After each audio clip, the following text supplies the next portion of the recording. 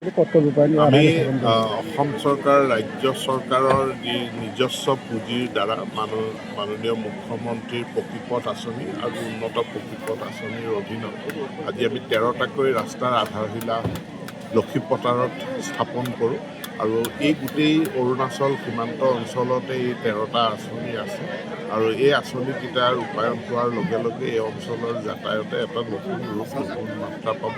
মই সকলোকে শুভেচ্ছা জ্ঞাপন কৰোঁ। আৰু ক'ত কৰিছে ৰাস্তা আছে আজি আৰু ক'ত ধৰণৰ আঁচনি গ্ৰহণ কৰিছে মানে গোটেই সমষ্টিটোত আছে প্ৰায় 30 কোটি টকাৰ বিভিন্ন আঁচনি আছে। এই মুহূৰ্তত আমি লক্ষীপথাৰ গাঁও পঞ্চায়ত আৰু ইয়াৰ লগত সংলগ্ন জয়ৰামপুৰ আছে।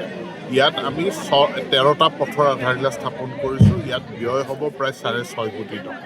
জীয়াধল নৈখনলৈ কিন্তু আপোনালোকে কিবা পৰিকল্পনা জীয়াধল নদীৰ ওপৰত দ্বিতীয়খন দলং নিৰ্মাণ হ'ব অৰুণাচল সীমান্তৰ কাষে কাষে আৰু ইয়াৰ বাবে 43 কোটি টকা অসম মালাৰ অধীনত ৰাজ্য চৰকাৰে আবণ্টন দিছে।